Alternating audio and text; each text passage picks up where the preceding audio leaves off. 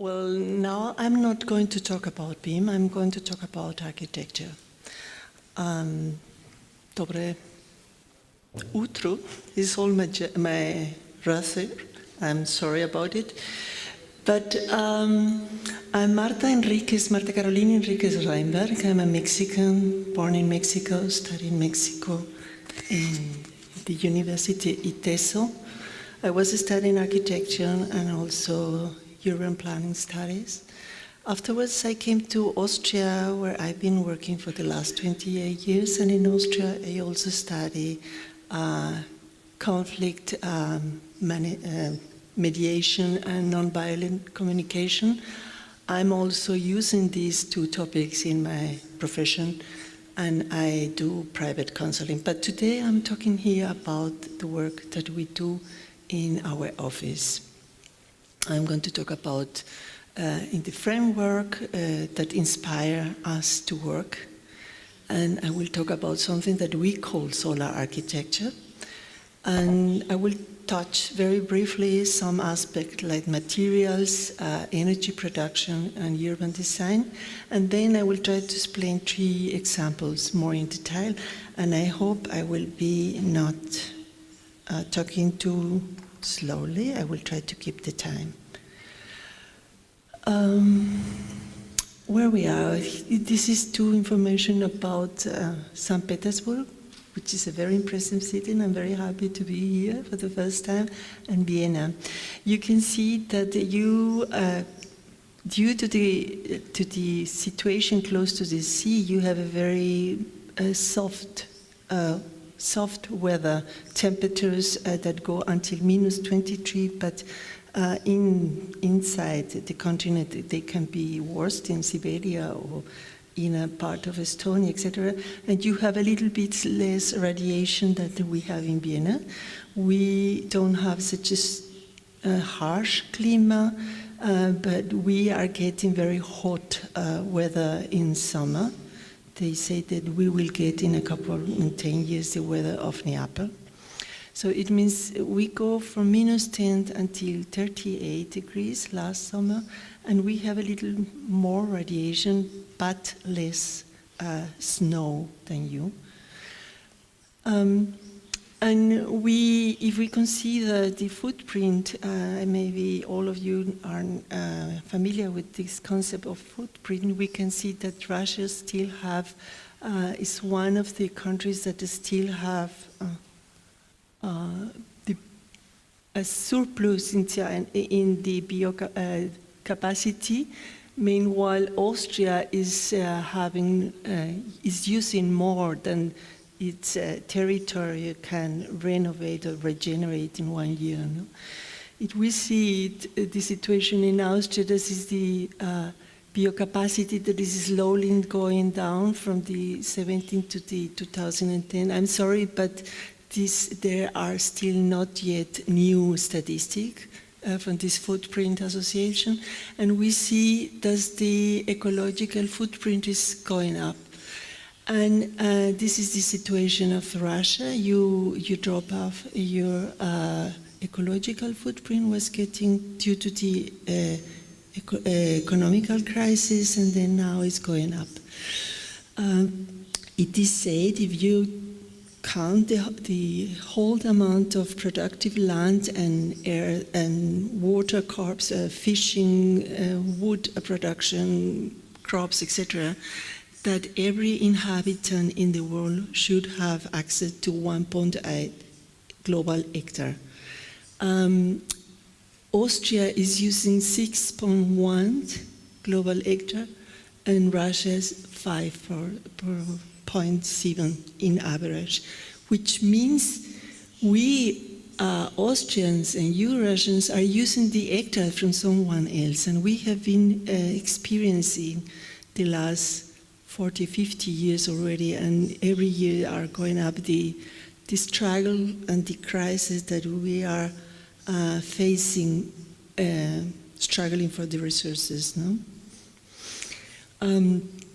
If we keep on living with this standard of living that we are now pushing up, means that we need 1.7 planets, but we just have 1. So it means our environment is getting rapidly deteriorated, and what we consume in 1 year, the environment is not able to regenerate it in this time. This is the situation from the war. This is 2013.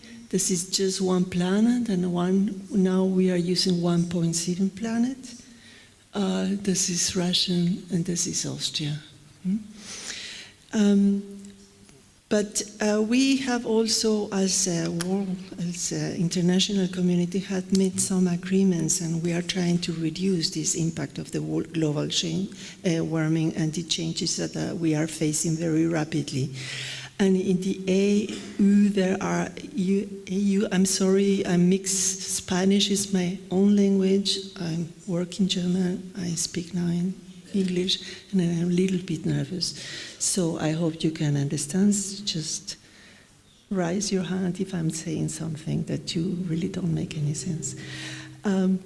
There have been some motivations, some programs, some policies that have been implemented since the 2000, and they are preventing to go to lower the emission of CO2, and we should be close to zero emission if we really want to keep the high of the temperature under 2 degrees. Why is it so important to keep it under 2 degrees? Because just if we keep it this level or this border, we will be able to face economically and technically the changes that are going to happen. Most of the population in the world lives close to the sea, like St. Petersburg, or like Egypt, in Cairo, Alexandria, for instance. If the sea levels go up a half meter, Alexandria, which is 6 million inhabitants, will be completely flooded. And we have been experiencing the political discussion the last 2 years, what is that we are having in Europe due to the all immigration movements that we are now experiencing.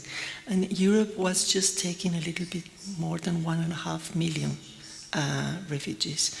You can imagine what is going to happen if we have to relocate 5 million in Alexandria, 7 million in Cairo, and so.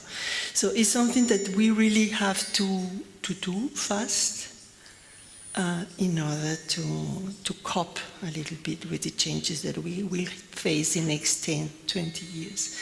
And in Austria, there have been some policies, and we see that we have been. Can you lower a little bit the okay, thank you.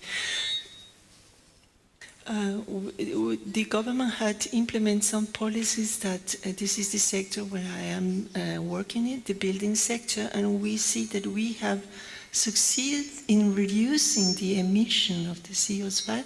The problem is still the traffic. No? And building activities and traffic generating traffic movements go together. It has to do with urban planning. No? So we have to always try to think on the whole, even though we are specializing in one sector. No?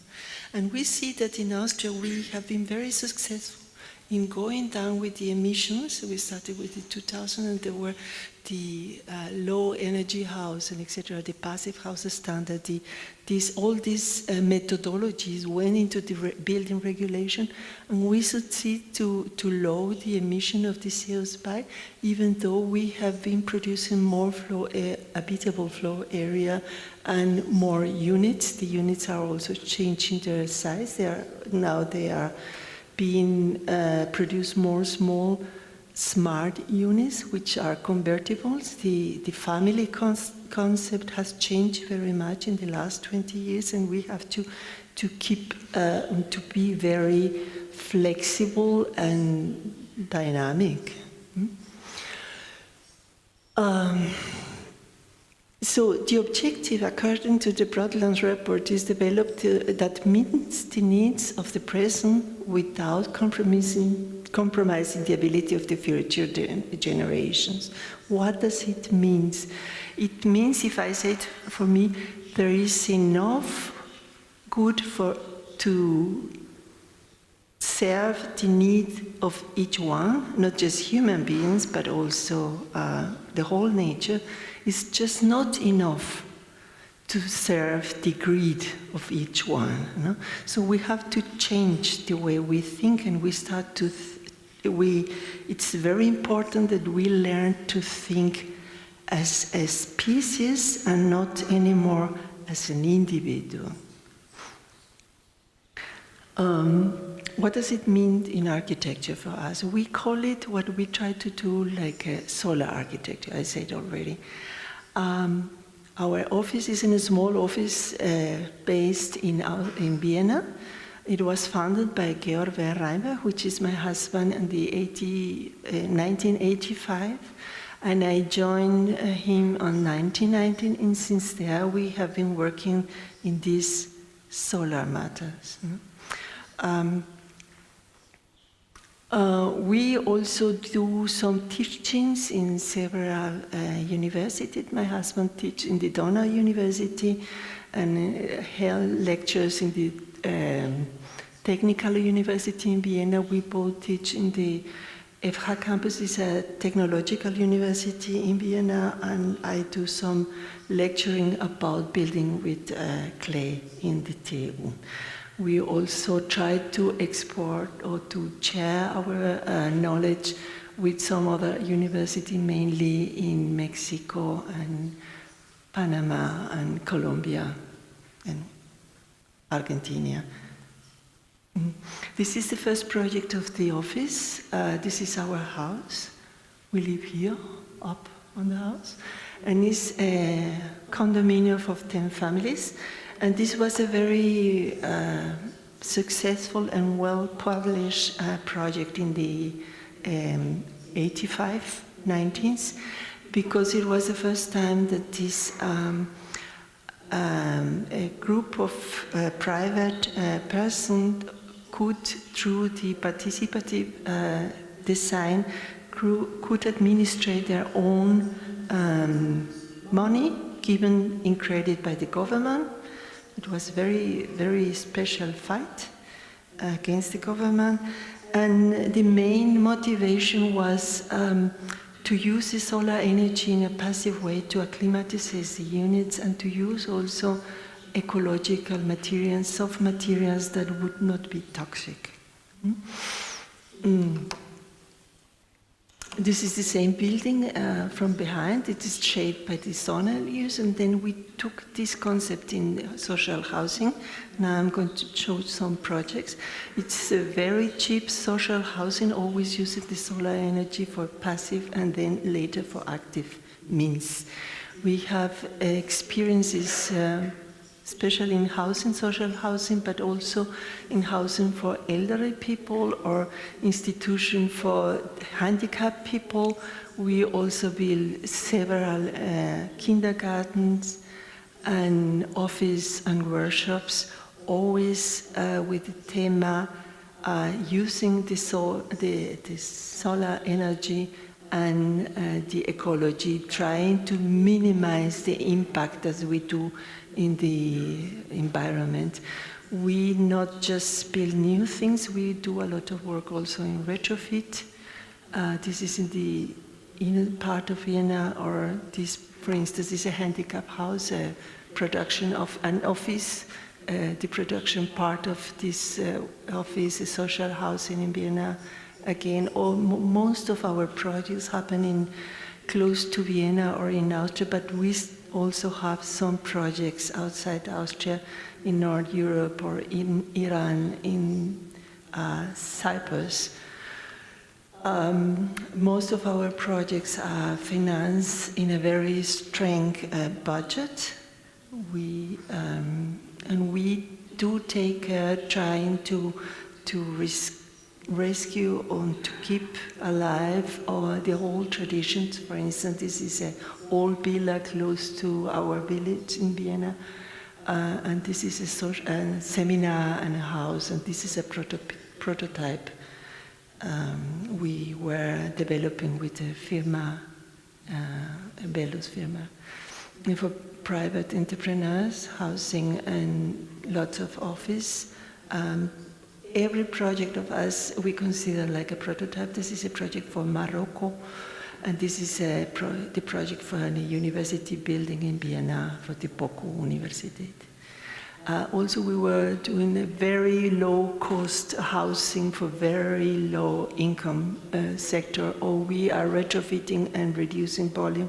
It's something very interesting that is happening now, and this is the project that we are working at the moment. This is a co-housing project for a group of people which is interested in promoting the bicycle, the use of bicycle in the city. And we are building this in wood technique. So when I talk about materials, we are not afraid to use any material. We think every material has its right to live and to exist, and if you use the material for using its all potential, then you are not wasting energy. But we try also to use material that can be reintegrated in the nature. That, for instance, we build a lot with clay, with straw, or with wool as insulation. We also consider very much the logistic of the building plot, how we are going to transport the materials. We try to use a lot of prefabricated elements. In this case, we were transporting these elements, which were 7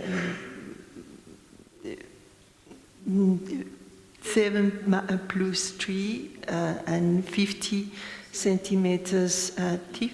They were with clay, were very, very heavy. We were transporting it in with the train, and we tried to reduce as much as possible materials that they have a high consume of energy in production, like for instance the concrete. And if we also try to use, if it is possible, recycled concrete, but we are not afraid to use concrete if we need it. I'm not so rigid. This is this house for our friend. This is a seminar center and house, and for us, it's also a resource. Where this house, where this meeting room is built, which richness of a meaty environment. It's for me as important as everything else. And as I say, it's very important to think in closed cycles. When I start to think the solution, the new solution for a very simple project or a very complex project is the same. If I decide to build it in this technique, I'm making already an impact. And for me, it's very important, am I going to be able to reintegrate this material in the natural by composting, or am I going to reintegrate it by technical recycle system? Wait a minute, I went. And for instance, to take care there are some elements, for instance, some bricks. Brick is mass. It's good to store energy and to carry weight. But then I have to insulate it, and there are some bricks that they are putting the insulation in between. So it's not fish, it's not flesh. It's not brick, it's not insulation. And when I try to deassemble this material, I have a lot of problems in the reintegration of this natural cycle. This is a very important aspect for us. I'm going to talk about how can I do after the materials, it comes the aspect of energy. How can I go back? Yes, okay. The first is, the best energy is the one that you don't have to use. So, how to keep the energy I have already. And the second aspect is how to produce the energy that I'm needing. And to produce this energy, I have local resources. And then is which quality of life I am offering in my buildings. No? And so if I want to keep the energy, it's very important to isolate the opaque elements of my building. No? And then the second is the windows, to have high quality windows, to have very carefully the tiles and airtight in the building. And then I have to have a mechanical control air exchange, so that recovers the heat and the coolness in the air as well. So, no? And then at the end, and we forget very often, is the energy safety domestic appliance. No? And not just from the point of view of energy, that for us at Reinberg is also very important, the ecology. Very often happen to us that somebody build with us a very high quality house from the ecological standard, from the energy standard, but then when we come to see the wash machine or the heater or the oven, etc., they don't consider how much energy goes in this, and they don't consider how toxic the insulation material can be that are insulating, for instance, the fridge.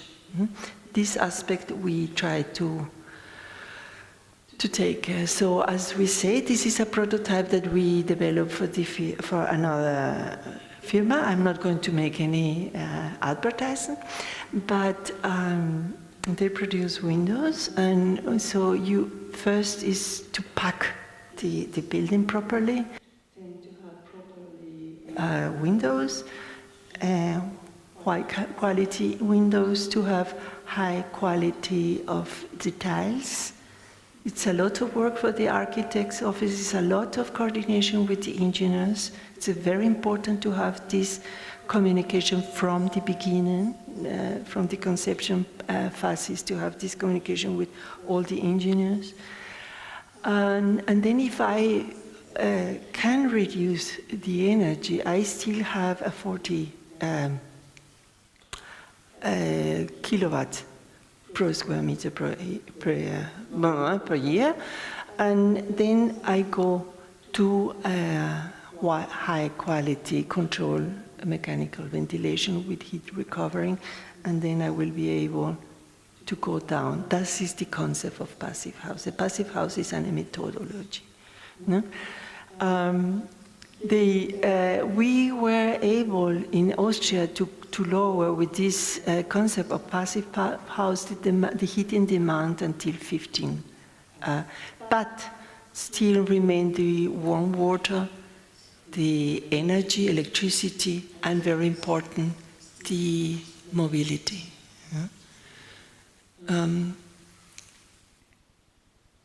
So, which are the steps that we always go is like ABC? You need something? I need water. Me too.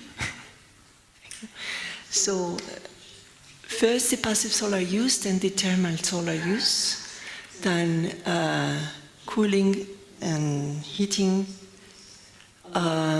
using all the resources, and we see that this is our demand, yearly demand. Well, we all humans demand this amount of energy. And we supply it now from uran, from coal, from gas, from petrol. But these are limited resources, and they are going down every year. And this volume is what the sun gives us every year, and every year, and every year. That it means a logical thinking, let's use these resources and keep these that are causing us so many problems on the air where they are. I know it's a very difficult political decision, but either we change, we design this change that we have to do if we want to to be able to remain as a species, or we are going to be disposal, say. We are destroying the very small niche space, and then we can survive this very. And I don't want to sound dramatic, but the situation is very dramatic. So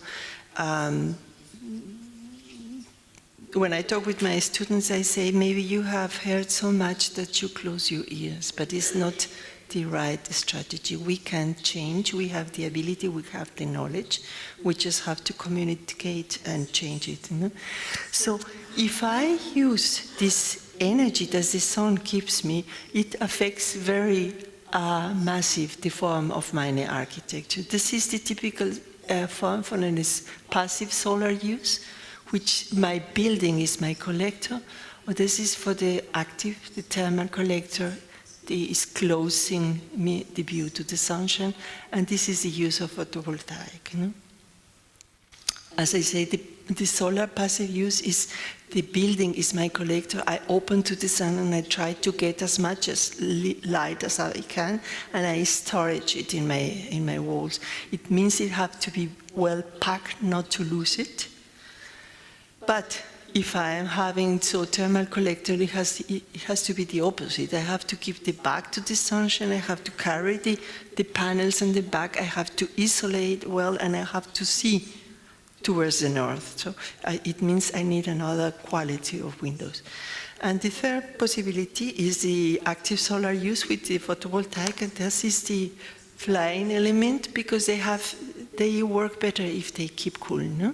So they don't work so well if they preheat, and that's why we use also these elements like a second or third use, like shadows providers. No? This is a passive, this is social housing, this is in conservatory from different units.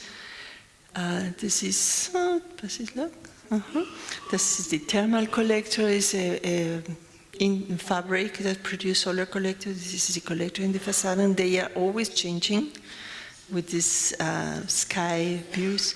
And these are the photovoltaics in a social housing project. Now I will explain in the form of a prototype that we developed from someone, and where do we use the three different strategies. How do we use? This is the area that I disposed for. The house was built in cross-laminated and using a lot of wood. We have a lot of wood.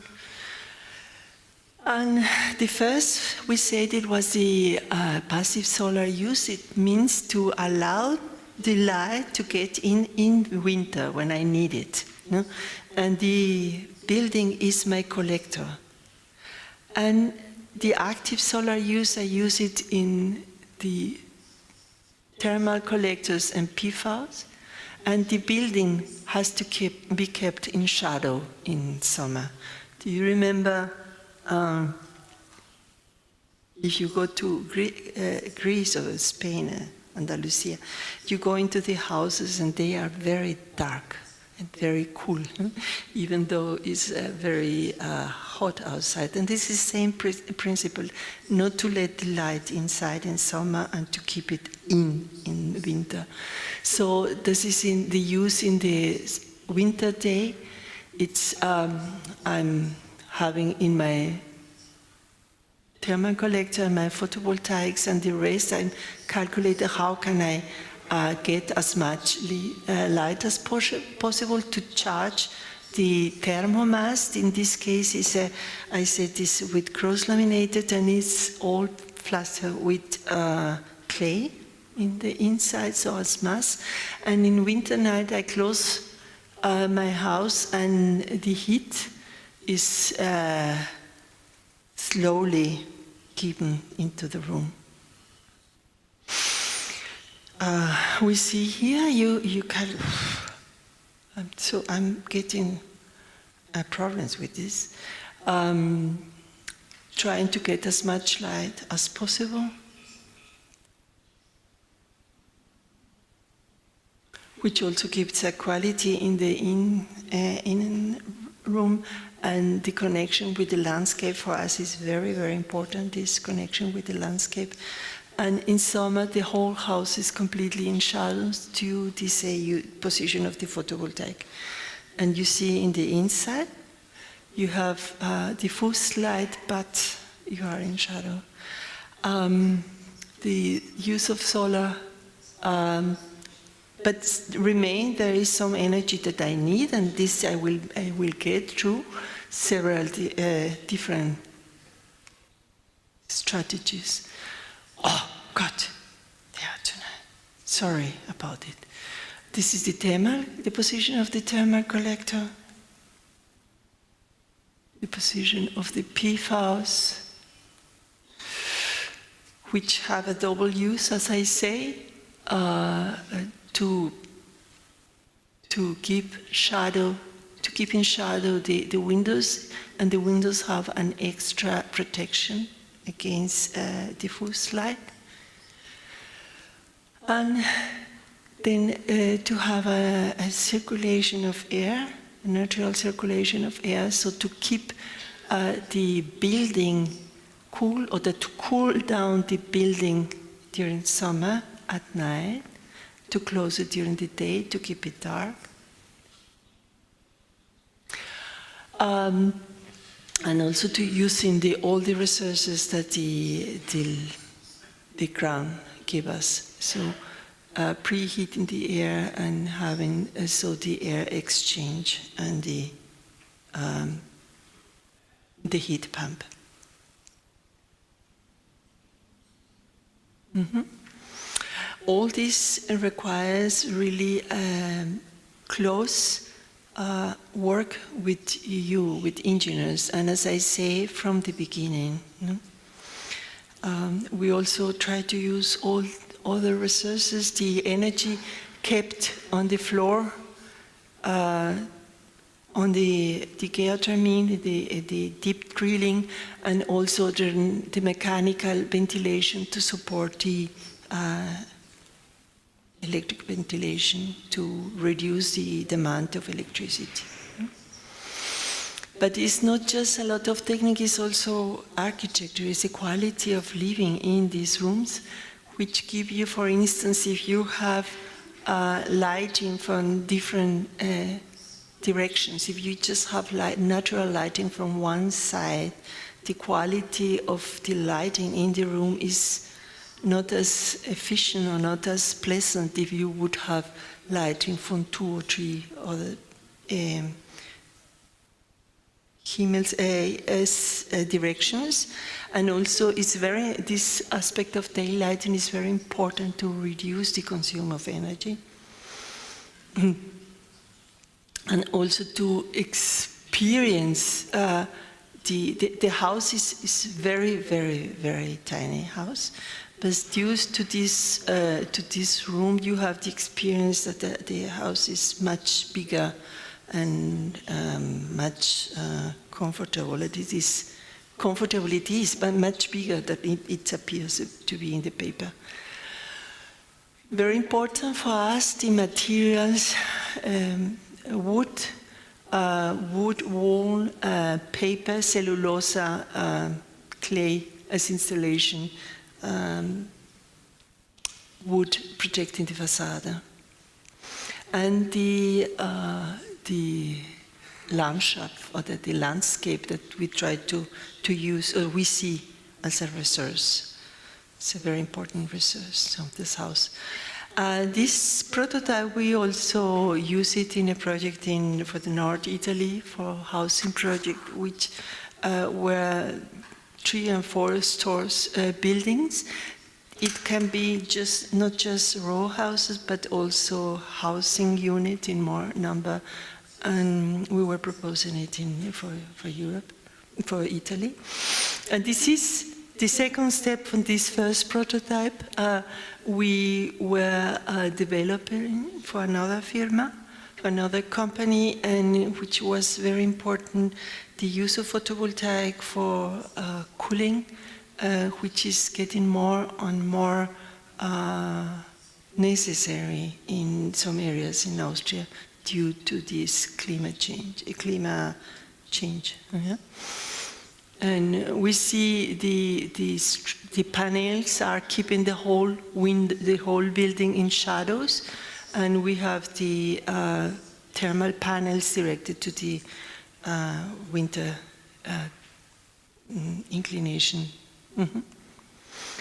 And this concept, we also use it for Germany, for a project in Germany, on a urban scale, and it was a mix of row houses and high store houses, which were all connected to an energy center, which was a communal house, also for festivities. The houses are, there is a tendency in Austria to reduce a little bit the space of the houses and to share some costs with the others. Like, for instance, not everyone has to have a washing and a drying machine. Maybe you can share these items and lower the cost. But also maybe you can have a smaller living room and to have a big communal center for festivities, etc. No? And the topic was the photovoltaic and how was it working. The idea was we have the stage, we are at the level of the private house, and through the solar panels you produce the energy you need, and when you have a surplus you can give it to the grid, and maybe this is demanding more hot water, and if no, it goes to the energy center and it circulates in the common grid. Also, we were supporting from a deep drilling, and we were completely independent from the municipality, and it's great. The same concept was thought for the PV.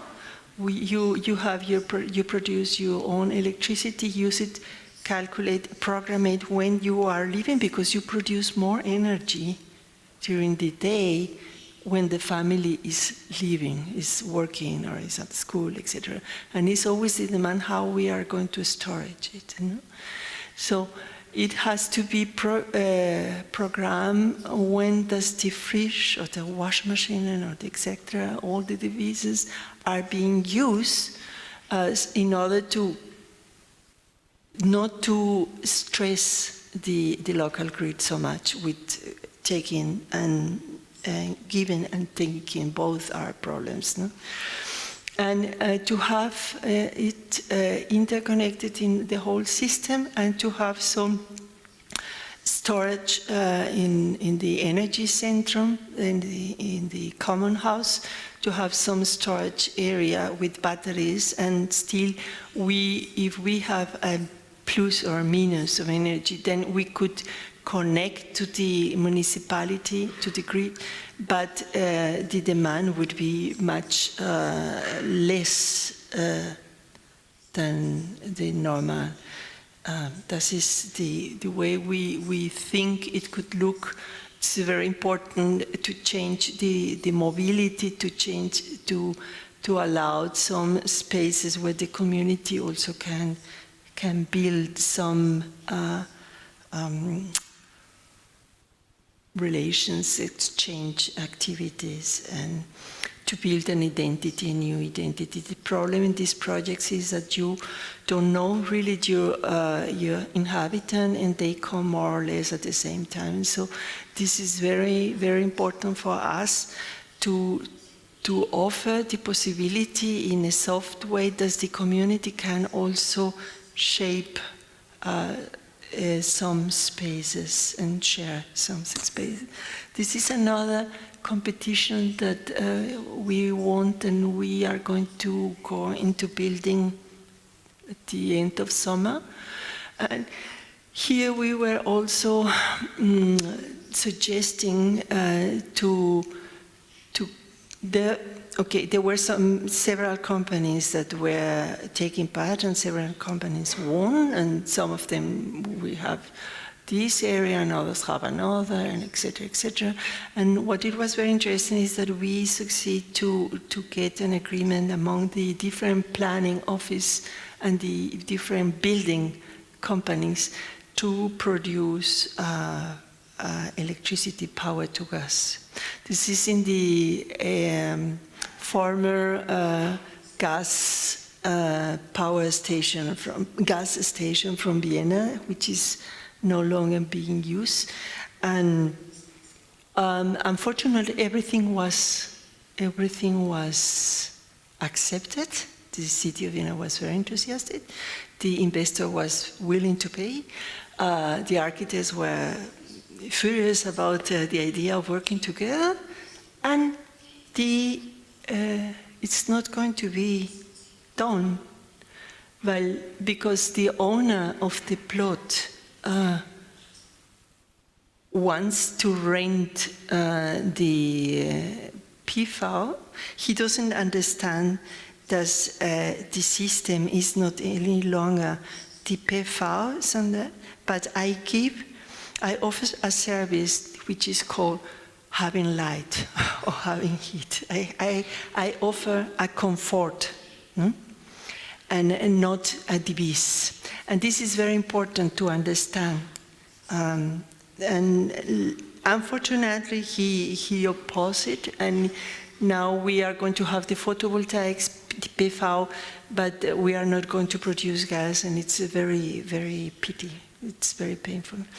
Now, how much time do I have? 5 minutes. I have 3 projects that I'm not going to present because it's not time enough for me to do it. 5 minutes. Okay, I will, the first project is a retrofit in Vienna, close to Vienna. It's a housing project from the 16th. The second is interesting project in Estonia, in the inner part of the country, which is a netto zero energy house. And the third is a building office. And I will not say anything, I will just pass the photos and you can ask me.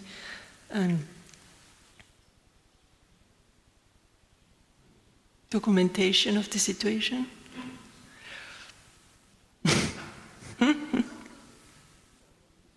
That was how we found it. So we have to finance it, so we built up mobility. And these are these steps that I was always talking. This is always the same steps, no?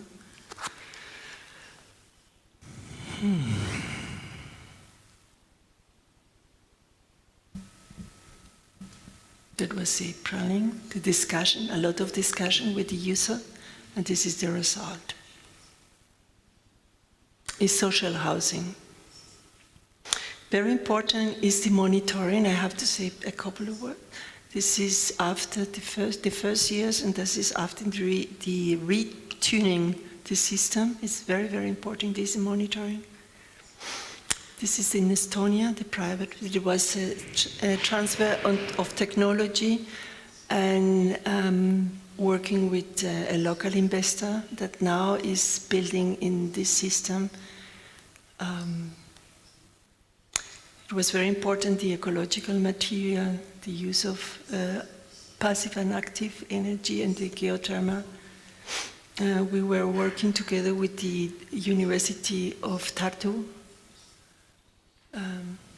and we got the first certification for Estonia. And always this double use of the PVs, of the elements. This is the house in winter and in summer. And the last is, this is a series of office that we have planned, and the last is this. This is the headquarters for a company that supervises windmill parks and own its own windmill. And it's built in concrete and holes and cross-laminated wood. And it's the same strategy, how we always go very simple using natural materials, discussing a lot of discussion with the owner, so to integrate it, to hold it. Trying to reduce, this is for instance the mechanical ventilation to support the ventilation.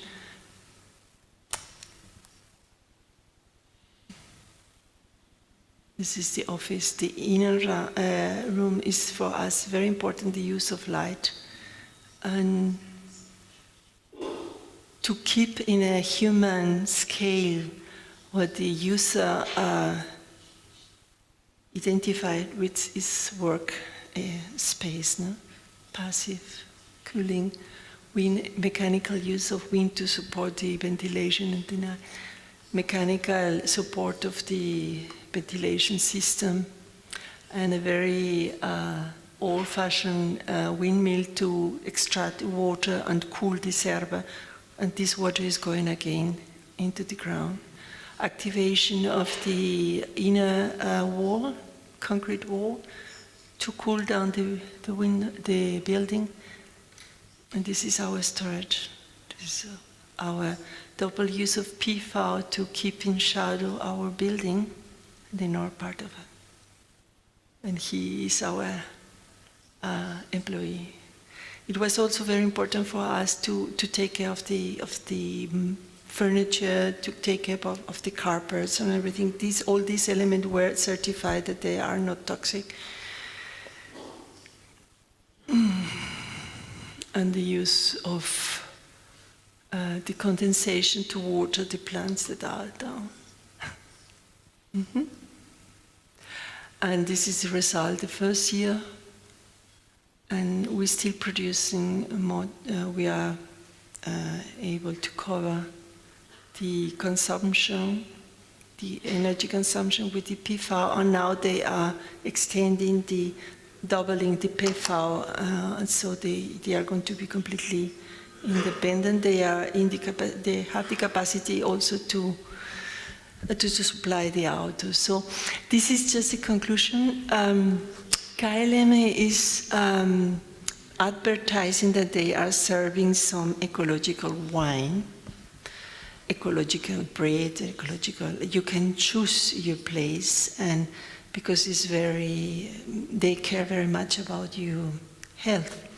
But the question is of that an ecological airplane or an ecological plane. It forces us to think in another way of mobility.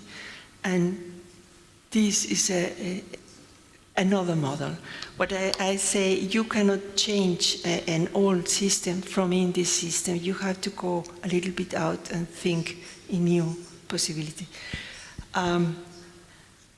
Спасибо.